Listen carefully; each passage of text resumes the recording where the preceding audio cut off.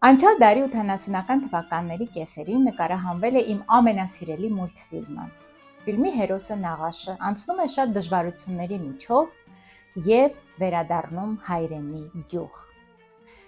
Իսկ այս ամենին օգնում է կախարդական հայկական լավաշը։ Բարև ձեզ, ձեր հետ Վարդուհի Սարգսյանն է իր Stories from Barth հաղորդաշարով։ Ես ուրախ եմ, որ դուք ուշադիր դիտում եք տեսանյութը, գրում կոմենտներ,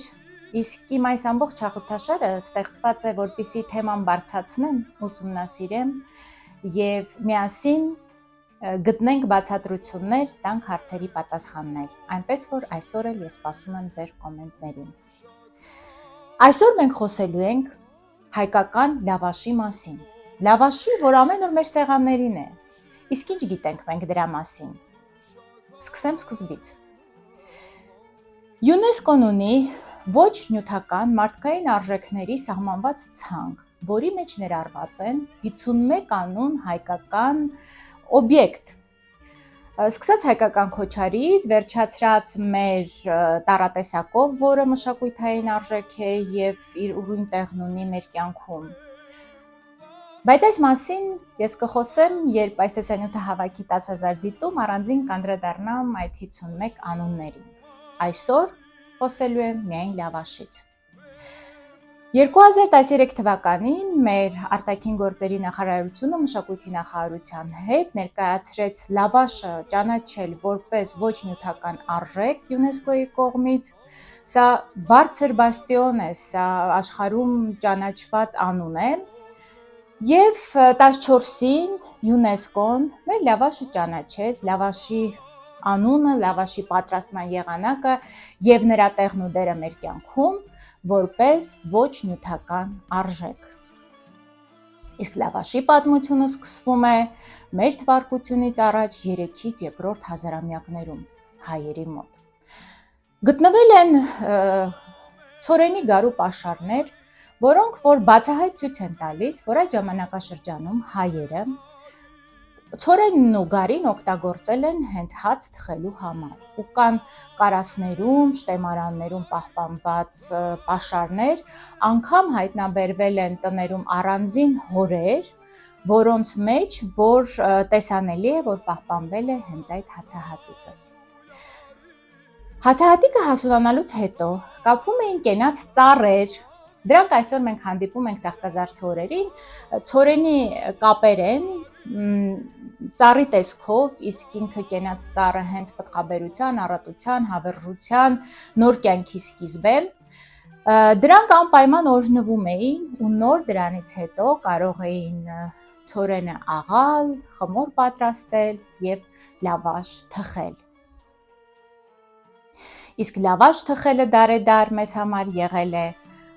առավոտյան ծեքին, երբ արևը նոր բարձրանում է, կրակը վառվում է, կանայք հավաքվում են ուրախ տրամադրությամբ և սկսվում է լավաշ թխելու արարողությունը։ Պատմում են հետաքրքիր պատմություններ, ուրախ պատմություններ, երգեր են երգում, խաղիկներ են ասում։ Օրինակ, լավաշ ուժ տուր ինձ, լավաշ կյանք տուր ինձ, քո անուշ բույրով, քո հրաշք հոտով, մեր տունը լցրու մանկանց ծիծաղով, կամ գնդերն արել շարել են, թոնիրն արդեն վառել են, հենց կրակը բարկանա ու պատերը տաքանան, ծուխը երթիկից գա դուրս, կծնվի մեր հացը լույս։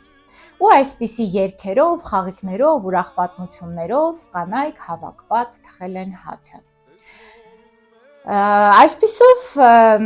ամեն մեկը գիտեր իր անելիքը, այսինքն գործը թոնրի ներսում բաժանված էր։ Մեկը խմորն էր բացում, մեկը գնդերն էր փոխանցում, իսկ ամենափորձառուին վստահում էին լավաշը թոնրի շուրթին խփելու գործը։ Դա շատ պատասխանատու և կարևոր գործ էր։ Մնացածը, ովքեր հավաքված էին թոնրատանը, ուղղակի մասնակցում էին գործընթացին, լսում պատմություններ, ինչ-որ կերպ օգնում ու ամենակարևորը սովորում էին պատրաստել լավաշ։ Իսկ որտեղից է առաջացել լավաշ անվանումը։ Ես սպասեմ, դուք գրեք ձեր կարծիքները, իսկ ես կպատմեմ իմ բացահայտումը։ Բացատրական բառարանում կարդում ենք, որ լավաշը հայերեն բառ է եւ այն առաջացել է գործողության անունից։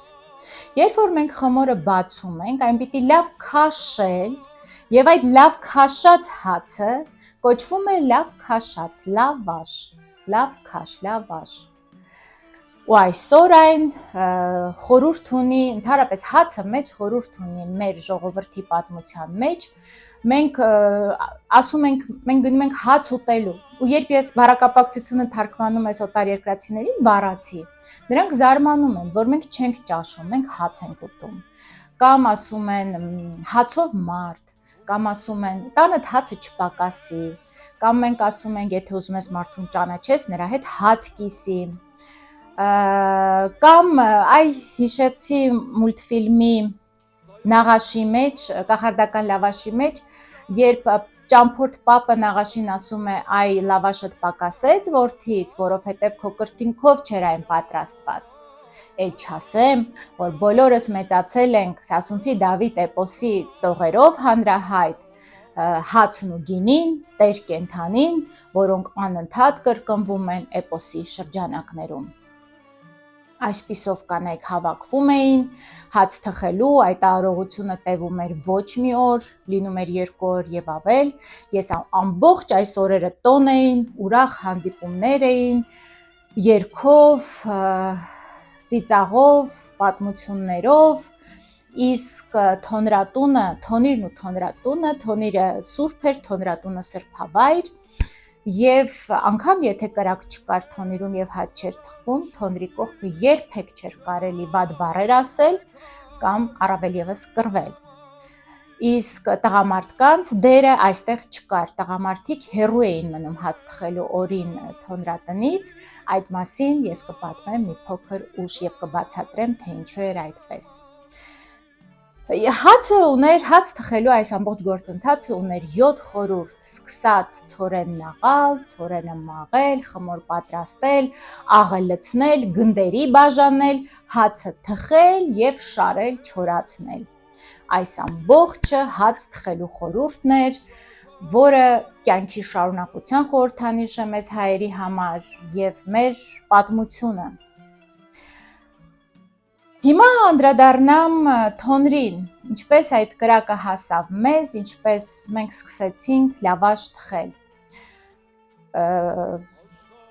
Կրակը հայերին տվեց Վահագնը։ Այո, այն Վահագնը, որ երկնեց երկիր,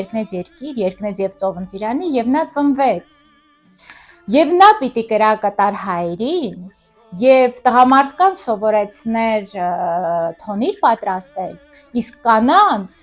պատվիրան աներ, որ անպայման թոնրի ծուխը վառ պահեն, թոնրի ծուխը չհանգչի։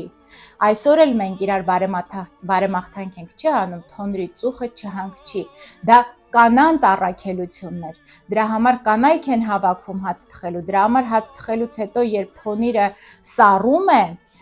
կանայք այնտեղ էլի լցնում են ածուխ, լցնում են փայտ, որպեսզի միշտ կրակը պատրաստ լինի վառվելուն։ Իսկ հաց թխելուց հետո սովորույթ կա, երբ համեմատաբար թոնիրը սառում է, ընտանիքի անդամները հավաքվում են, ոտքերը կախում են թոնրի մեջ, այսպես ասած քուրսի են նստում, ընտանիքի անդամներից ամենամեծը պատմություններ է պատմում հետաքրքիր, մյուսները լսում են եւ վայելում այդ ընտանեկան միջավայրը։ Իսկ Վահագնը կրակը տալուց հետո բարձրանում է երկինք, որ այնտեղից հետևի, որ միշտ կրակը վառ մնա։ Ու եթե կա մի թոնիր Հայաստանում, ուրեմն դա Վահագնի կրակն է եւ կրակը վառ է։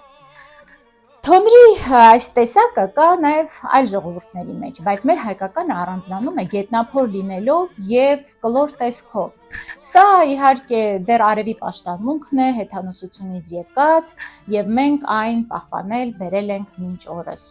Ու եթե այլ երկրներում հացը էտիկետով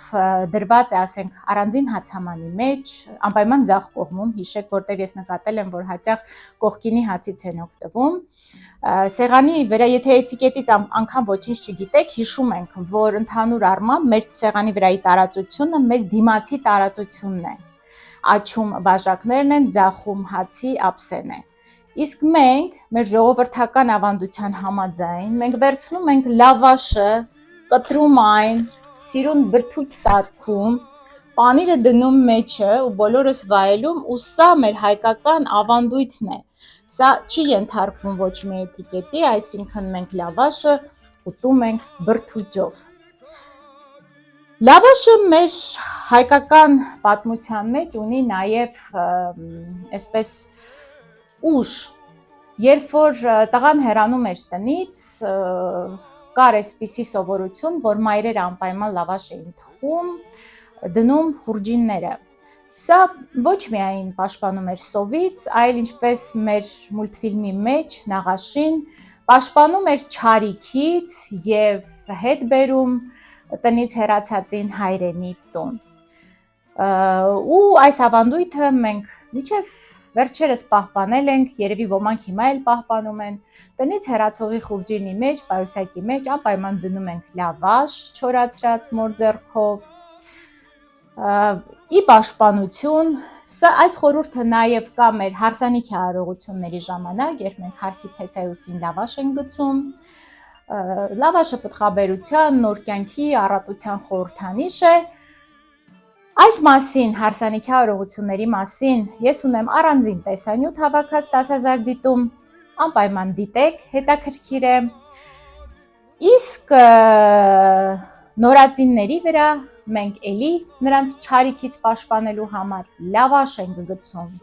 էլի խորհուրդ նրանց առողջության, բարօրության, հաջողության։ Այսպիսին է այս սուրբ հացը մեր կյանքում։ Ամեն մեկս երբ մեր ձեռքն է վերցնում լավաշը, հիշում ենք պապի խոսքերը։ Երջանկությունը աշխատանքի մեջ է, բախտավորությունը հայրենի հողում։ Հայրենի հողը մեր արմատներն են, մեր հիշողությունը։ Ես ձեզ ցանկանում եմ, որ ձեր սեղանները միշտ առատ հացով լինեն, լավաշով, այն անպակաս լինի ձեր սեղանից, այն օրհնված լինի, ձեր ընտանիքներին երջանկություն բերի։ Ինչպես Ալաշկերտցի հորս տատն էր ասում, Աբրահամի սեղան լինի, մի կողմից ուտեք, մյուս կողմից ձեր հացը ավելանա։ Ձեր հետ Վարդուհի Սարգսյանն էր, շնորհակալ եմ, որ դիտում եք իմ հաղորդաշարը։ Բաժանորդագրվեք, ձեր բաժանորդագրությունը հաղորդաշարին կօգնի զարգանալ, իսկ ինձ ստեղծել նոր Tea Stories from Վարդ։ Կհանդիպենք այստեղ։